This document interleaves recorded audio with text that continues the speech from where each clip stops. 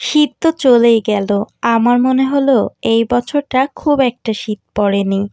যাই হোক এই তো আজকে হচ্ছে অনেক কাজ করেছিলাম। সব কাজগুলো গোছগাছ করে রান্নাবাড়া করেছি। সো হ্যালো এভরিওয়ান, আসসালামু আলাইকুম। কেমন আছেন সবাই? এই তো অনেক সকালে ঘুম থেকে উঠেছি। একদম নামাজ পড়েই তারপর সোজা কাজে লেগে পড়েছি। আজকে হচ্ছে শোকেসটা একটু ডিপ ক্লিন করব। আর আমি প্রতি ১ বছরে এইভাবে পরিষ্কার করি।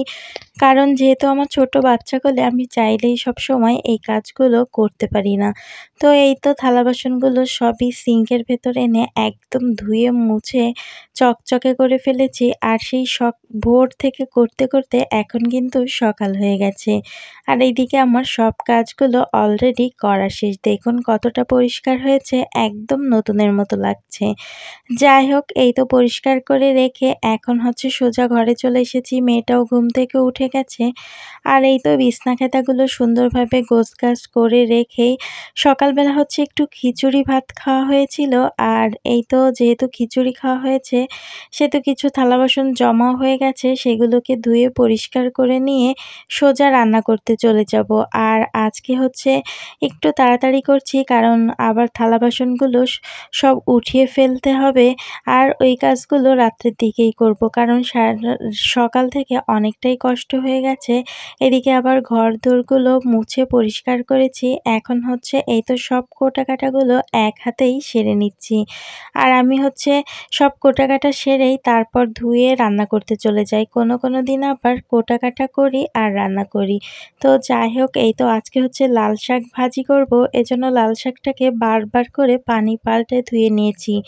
এখন সেদ্ধ করতেও বসিয়ে দিয়েছি।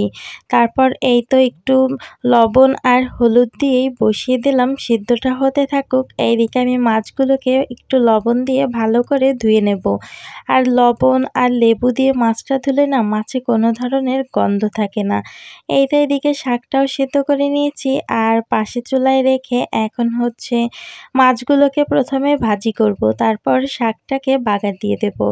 এদিকে মাছগুলোকে ভাজি করতে বসিয়ে দিয়েছি। এখন মাছটাও ভাজি করা শেষ। তারপর এই তো শাকটাকে বাগার করে নিচ্ছি। পেঁয়াজ, রসুন আর কাঁচামরিচ দিয়েছি। এখন এই তো একটু লাল লাল করে ভেজে শাকগুলো দিয়ে দেব, দিয়ে অনেকটা সময় ধরে ভাজি করব।